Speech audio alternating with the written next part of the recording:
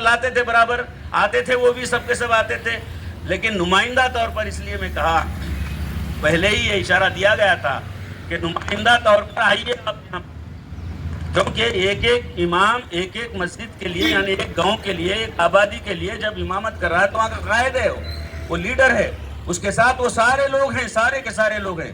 اور یہ بھی غلط فہمی چھوڑ دینا چاہیے اگر یہ سمجھتے ہیں, اور ہماری سوچ میں بھی اگر یہ ہے کہ ہماری امامت کے سلسلے میں صرف معید جو ہے سرکار ہے, سرکار سمجھتی ہے, یا کوئی ہمارا اپنا سماج ہی سمجھتا ہے, ہم کو پہچانتا ہے. نہیں, ہمارے سماج سے ہٹ کر سویلین سماج جو ہے, سول سماج جو ہے, وہ بہت زیادہ آپ کے خدمات کا معترف ہے.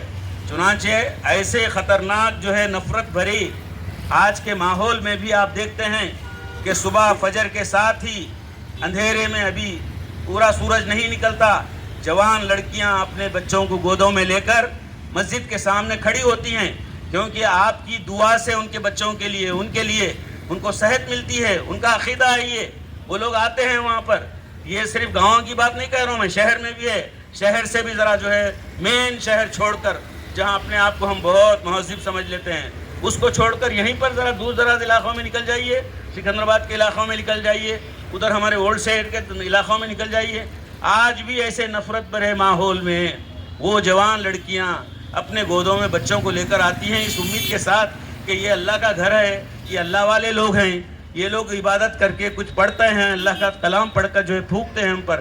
تو اتنی بڑی تائید ان لوگوں کو حاصل ہے. یہ نہیں سمجھنا کہ صرف جو ہے مسلمان کہلانے والوں کے امام ہیں, ان کے یہ نہیں ہیں. امام یہ سب کے لیے ہیں, سب کی خیر خیریت کے لیے ہیں, سب کی عاقبت کے لیے ہیں. لہٰذا اس کا لحاظ حکومت کو کرنا چاہیے, سماج کو کرنا چاہیے, اور جتنا مرتبہ مقام ان کو دیا جانا چاہیے وہ دینا چاہیے.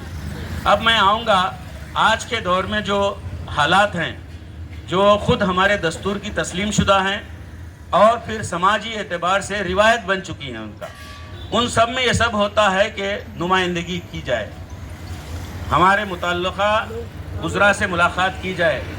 تو خوش قسمتی سے جس کا ہم جو ہے روتے تھے آج تک کہ ہماری اپنی حکومت میں, نئی سرکار میں ہمارا کوئی نمائندہ نہیں ہے.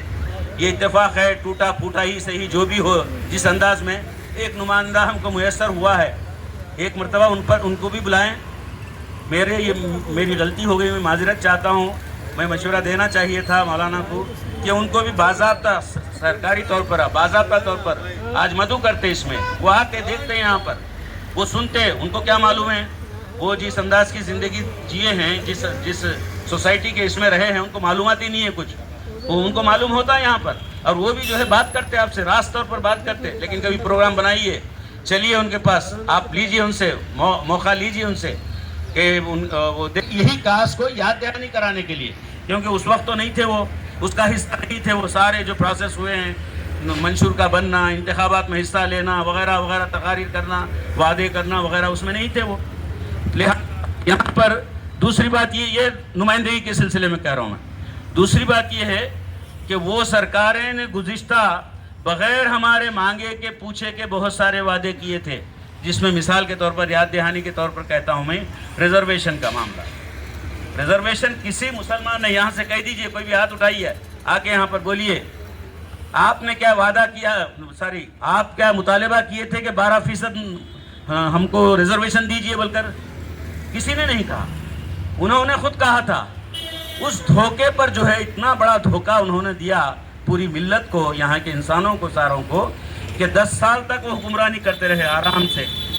اور پھر 10ویں سال آپ نے دیکھا جب صبر کا پیمانہ لبریز ہو جاتا ہے تو چھلک جاتا ہے, چھلک گیا.